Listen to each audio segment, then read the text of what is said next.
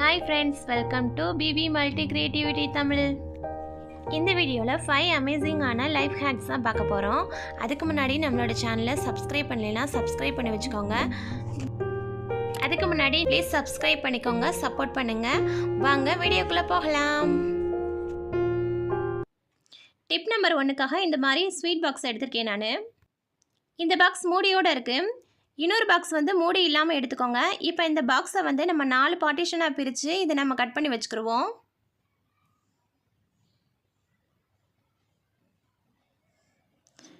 இப்போ கட் பண்ணியாச்சு. இப்போ கட் பண்ண இந்த துண்டுகளை எடுத்து நம்ம அந்த பாக்ஸ்குள்ளே வந்து ஒன்றோட ஒன்றா ஆப்போசிட் சைடாக இருக்க மாதிரி நம்ம வந்து அடுக்கி வச்சுக்கிடுவோம்.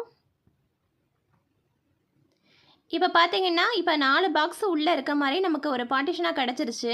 இதுக்குள்ளே நம்ம என்ன வைக்க போகிறோம்னா நம்மளுடைய மல்லி, அதுக்கப்புறம் பச்சை மிளகா, புதினா, கருவேப்பிலை இந்த மாதிரி நம்ம ஸ்டோர் பண்ணி ஃப்ரிட்ஜுக்குள்ளே வைக்கும் போது ஒரே இலக்கில் எல்லா பொருளையும் வைக்கும் போது நமக்கு எடுக்கிறதுக்கு ரொம்பவே ஈஸியாக இருக்கும்.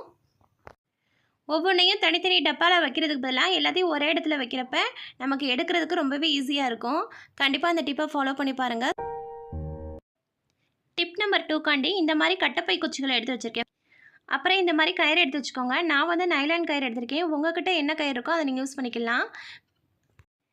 நான் இந்த கயிறில் வந்து 3 கயிறு எடுத்திருக்கேன். 3 கயிறுமே பார்த்தீங்கன்னா ஈக்குவலான லென்த்தில் தான் இருக்கும். இந்த கட்டப்பை குச்சியோட ஓட்டையில் ஒரே ஒரு கயிறை மட்டும் எடுத்து உள்ளே திணிச்சுக்கிடுவோம். அதுக்கப்புறம் அந்த பக்கத்து வழியே அந்த கயிறு வழியோட முனி வந்ததுக்கப்புறம் 2ஐயும் சேர்த்து ஒன்றா கட்டி விட்டுக்கிடுவோம். இப்போ நான் கட்டியிருக்க மாதிரி கட்டி அதை வந்து அப்படியே ஆணியில் தொங்க விட்டு அதில் வந்து நம்ம துண்டு, தேவையில்லாத துணிகள் எல்லாமே நம்ம தொங்க போட்டுக்கலாம். ஆனால் நான் இப்போ வந்து இதை வந்து 3 குச்சிகளை சேர்த்து கட்டும் போது நமக்கு நிறைய துணிகள் போடுற மாதிரி வந்துடும். இப்போ ஃபஸ்ட்டு குச்சியில் நம்ம 2வது கயிறையும் அதே மாதிரி சொருகிட்டு இப்போ பார்த்தீங்கன்னா அந்த 2வது கயிறையும் அந்த குச்சி வழியாக பார்த்தீங்கன்னா இந்த மாதிரி தான் வந்துடும். இப்போ அந்த 2 கயிறு முடிச்சு போடாமல் இருக்கோம்ல, அதை வந்து இப்போ 2வது குச்சியில் வந்து நம்ம விட்டோம்னா இப்போ வந்து நமக்கு 2 அடுக்காக வந்து நமக்கு துணி போடுற மாதிரி இப்போ கிடச்சிரும். இந்த மாதிரி கயிறை வந்து நல்லா டைட்டாக கட்டிக்கணும். கட்டி அந்த குச்சிக்குள்ளேயே நம்ம அந்த கட்டி நம்ம முடிச்சிருக்குல்ல அதை வந்து நம்ம குச்சிக்குள்ளேயே நம்ம இன்சர்ட் பண்ணி விட்டோம்னா நமக்கு அசிங்கமாக தெரியாத மாதிரி இருக்கும். இதே மாதிரி நான் 3வது குச்சியும் கட்டிக்க போகிறேன்.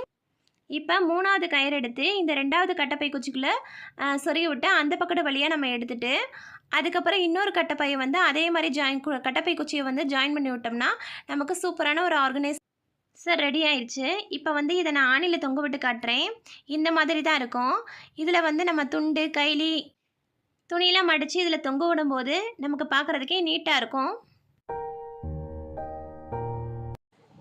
டிப் நம்பர் 3க்காக இந்த மாதிரி பழைய பிளாஸ்டிக் டப்பா, அதாவது பூஸ்ட் டப்பா, ஹார்லிக்ஸ் டப்பா இருக்குன்னா அந்த டப்பா எடுத்துக்கோங்க. அதுக்கப்புறம் கத்தியோட அகலத்துக்கு ஏற்றாப்பில் நம்ம ஓட்டை போட்டுக்கலாம். கத்தியை நல்லா ஹீட் பண்ணிட்டிங்கன்னா நமக்கு ஓட்டை போடுறதுக்கு ரொம்ப ஈஸியாக இருக்கும். அந்த டப்பாவோட விளிம்புகளில் எத்தனை ஓட்டை நம்மளால் போட முடியுமோ அத்தனை ஓட்டை நம்ம போட்டுக்கலாம். அந்த ஓட்டையோட அளவை பார்த்திங்கன்னா இந்த சைஸ்க்கு தான் இருக்கணும். இதை விட பெரிய சைஸு இருந்துடக்கூடாது. இப்போ பார்த்தீங்கன்னா அந்த டப்பாவை சுற்றி நான் என்ன பண்ணிக்கிட்டேன்னா அதே அளவுக்கு நான் என்னட்ட இருக்க வால்பேப்பரை வச்சு இந்த பிளாஸ்டிக் டப்பாவை சுற்றி நான் ஒட்டி விட்டுக்கிற போகிறேன். அதுக்காண்டி அளவு மெஷர் பண்ணி நம்ம கரெக்ட் அளவாக ஒட்டி விட்டுக்கலாம். இப்போ பார்த்தீங்கன்னா ஒட்டி விட்டாச்சு. இந்த விளிம்புகளில் மட்டும் அந்த ஓட்டை தெரிகிற மாதிரி மட்டும் நம்ம ஒட்டி விட்டுக்கிறணும். இப்போ நல்லா ஒட்டி விட்டாச்சு. அதுக்கப்புறம் மேலே அந்த விளிம்புகள் தெரிகிற மாதிரி இருக்குல்ல முன்னாடி மேலே, அதுக்கு வந்து நான் என்னட்ட வந்து இந்த மாதிரி டேப் இருக்குது, அதை சுற்றி நான் ஒட்டி விட்டுக்கிற போகிறேன். இப்போ நமக்கு தேவையான சூப்பரான ஆர்கனைசர் ரெடி ஆயிடுச்சு. இதில் வந்து நம்ம என்ன போட்டு வச்சுக்கலாம்னா அந்த ஓட்டை போட்டோம் ரெடி ஆயிரும். இந்த ஆர்கனைசரில் நம்ம சுற்றி ஓட்டை போட்டோம்ல அந்த ஓட்டையில் வந்து இந்த மாதிரி ஸ்பூனை வந்து ஸ்டாண்ட் பண்ணி விட்டுக்கலாம். இப்போ இதை வந்து நம்ம ஸ்பூன் ஸ்டாண்டாக யூஸ் பண்ணிக்கலாம். அதுக்கப்புறம் அந்த பெரிய ஓட்டை இருக்குல்ல, அந்த பெரிய ஓட்டையில் வந்து நம்ம பெரிய பெரிய கரண்டிகள்லாம் இருக்கும்ல அதை வச்சுக்கலாம்.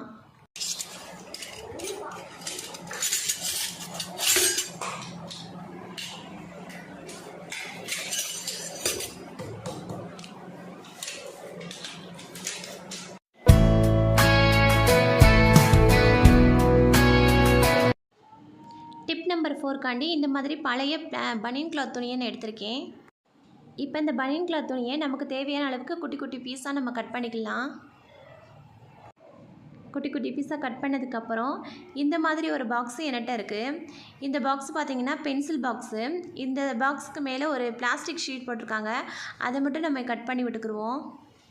என்கிட்ட இந்த மாதிரி பாக்ஸ் இருக்கனால நான் யூஸ் பண்ணியிருக்கேன். உங்கள்கிட்ட வேறு கார்ட்போர்டு அட்டை பாக்ஸ் இருந்துச்சுன்னா நீங்கள் அதை கூட யூஸ் பண்ணிக்கலாம். ஆனால் நடுவில் மட்டும் இந்த மாதிரி ஹோல் போட்டு விட்டுக்கோங்க. இப்போ நம்ம ஏற்கனவே கட் பண்ணி வச்சுருந்த துணிகளை ஃபுல்லாக ஒன்றுக்கு மேலே ஒன்று அடுக்கி வச்சுக்கிடுவோம். அடுக்கி வச்ச துணிகளை எல்லாத்தையும் எடுத்து இந்த பாக்ஸ் இருக்குல்ல, இந்த பாக்ஸோட அந்த சைடு ஓப்பன் இருக்கும்னா அந்த ஒரு சைடு ஓப்பனுக்குள்ளே நம்ம இதை வந்து இன்சர்ட் பண்ணி வச்சுக்கிடுவோம்.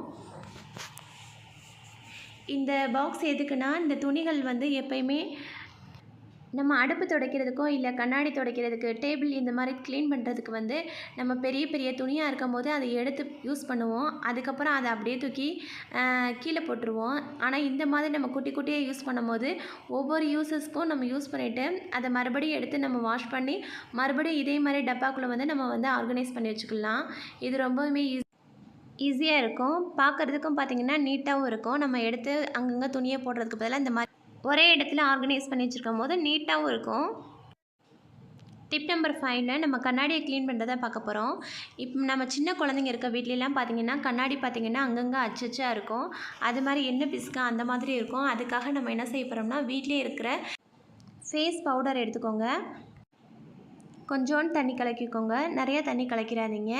கொஞ்சோண்டு தண்ணி கலக்கி அதுக்கப்புறம் நியூஸ் பேப்பரை வச்சு அதை தொட்டு தொட்டு அந்த கண்ணாடியில் நம்ம துடைக்கும்போது கண்ணாடியில் ஒட்டியிருக்க எண்ணெய் பிசுக்கு அதுக்கப்புறம் இந்த திட்டு திட்டாக உள்ள கரைகள் எல்லாமே ஈஸியாகவே க்ளீன் ஆகும்.